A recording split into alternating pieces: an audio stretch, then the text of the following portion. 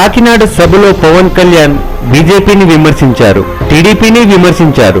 పనిలో పనిగా వైఎస్ఆర్సీపీ పైన సెటర్లు వేశారు. కాంగ్రెస్ పార్టీపై దుమ్మెత్తిపోశారు. తనపై రాజకీయ విమర్శలు చేస్తున్న వారికి కౌంటర్ ఇచ్చారు. ప్రత్యేక హోదా గురించి మాట్లాడారు. ప్యాకేజీపై మండిపడ్డారు. ఇంకేవేవో చెప్పారు. కానీ పవన్ నుంచి అభిమానులు, రాష్ట్ర ప్రజానీకం చాలా ఆశించారు. ప్రత్యేక హోదాపై పవన్ కళ్యాణ్ ఒక స్పష్టమైన తన ఎజెండాను ప్రకటిస్తారని ఊహించారు. కానీ పవన్ కళ్యాణ్ ఆ దిశగా తన ప్రసంగాన్ని సాగించలేకపోవడం కొంత నిరాశపరిచిందనే చెప్పొచ్చు. ఇక పవన్ మాటల్లో చూస్తే ప్రత్యేక హోదా అడిగితే 2.5 తర్వాత 2 పాచిపోయిన లడ్డూలు ఇచ్చారు, తీసుకుందామా అంటూ ప్రశ్నించారు. ఆమరణ నిరాహార దీక్ష చేయమంటారా? రాజకీయ డ్రామా మొదలు పెట్టమంటారా? రంగంలోకి దిగితే చావో రేవో తేల్చుకుంటాను తప్ప డ్రామాలు నాకు చెల్లవు అంటూ కాస్త సినీ ఫక్కీలో ఆవేశపూరితంగా ప్రసంగించారు. అంబేద్కర్ విగ్రహాలకు దండలు వేయడం కాదు, రాజ్యాంగ స్ఫూర్తిని కాపాడండి. మహనీయులు నడియాడిన పార్లమెంట్ లో మన తెలుగు ఎంపీ కొనకల్ల నారాయణ